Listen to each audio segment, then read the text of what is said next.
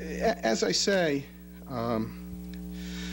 there's been a decline in organizational interest in these subjects. And why that is an interesting question. Part of it is, I think, what was a prevailing view in much of American life for many years, that religion really wasn't that important. It was a vestigial interest. When I came into this business, there was no textbook on religion in the law. There were almost no courses at any law school that I know of that are worth talking about. Very little was written. It was easy enough to keep up with the law review literature. Once every 2 years there was an article. And so, you know, I think as Jewish agencies are always a little bit late, I think part of that is probably at work. It's probably a point not emphasized enough in the paper. Secondly, it's hard to get excited about defending the status quo. I think whatever one might say about the desirability of changed positions now, the fact is the very success of American life would not have been possible without substantially breaking up and changing the prevailing ethos that existed in almost all of the country in the 40s. The assumption that morals were Protestant, were Protestant, that the calendar assumed a Protestant tone, that the religious schools that would be funded in a sort of preferential way. It's worth noting that in Everson, the actual resolution was not to provide aid to every school, but to provide aid to a particular Catholic school. That's a mistake nobody would make today.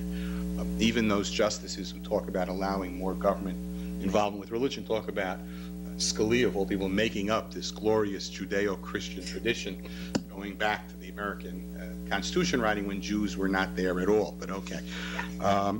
So we're in large measure defending a status quo which we have helped shape, which I think is indispensable to Jewish success in America. But people just don't get, and certainly big givers don't get excited about paying firemen to sit in the firehouse, and when there's a fire, they come out. That's not where philanthropy is at. That brings me to the next point, which I think is of crucial importance, but there's probably nothing you can do about it because of the golden rule. Who has the gold rules? The leadership in the Jewish community is today more undemocratic than ever. It is entirely based on large sums of money, and those people are looking for entertainment. Anybody ever publishes this, I am going to have to find where the unemployment office is.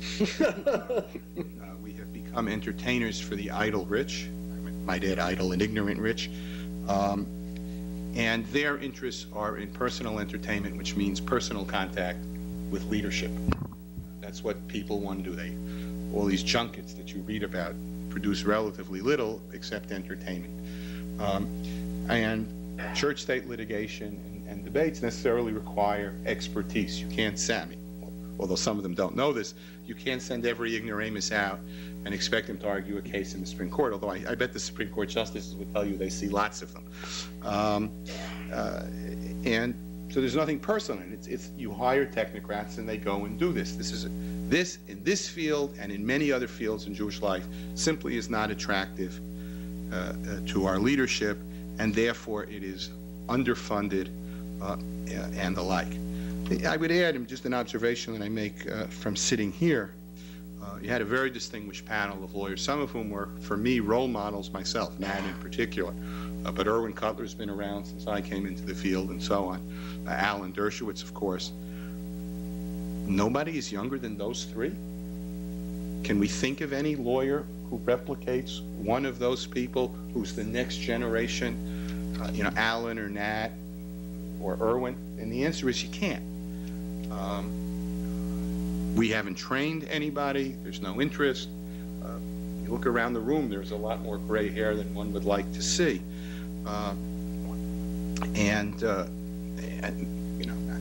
Success breeds a sort of assumption about continuity of that success.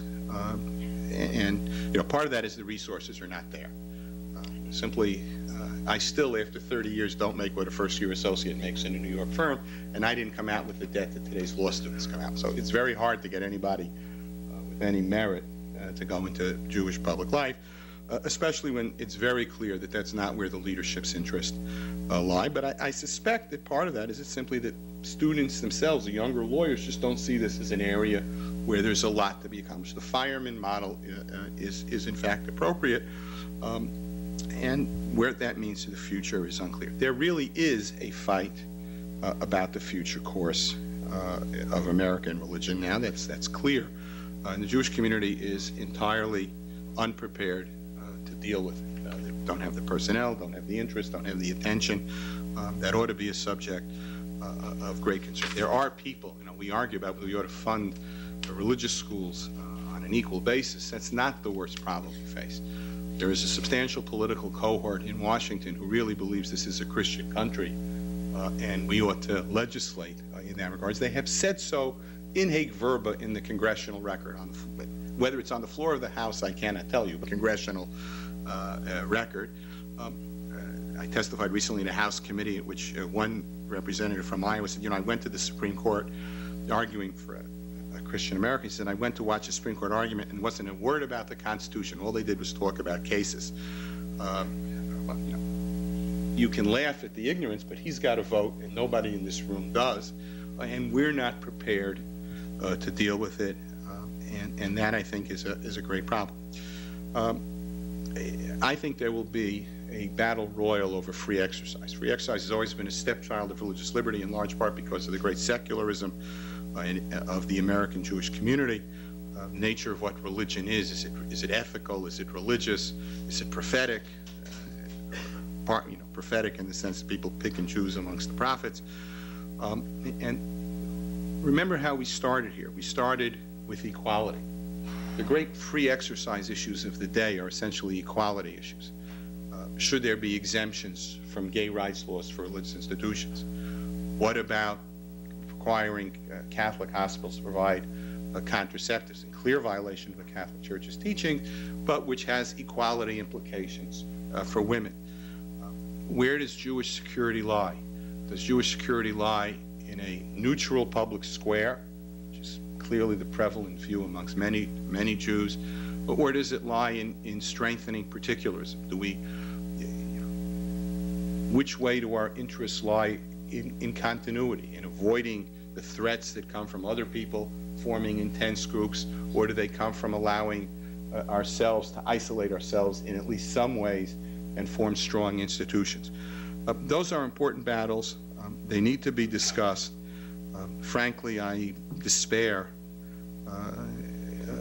of having that conversation in any important way, simply because there doesn't seem to be any interest. Thank you.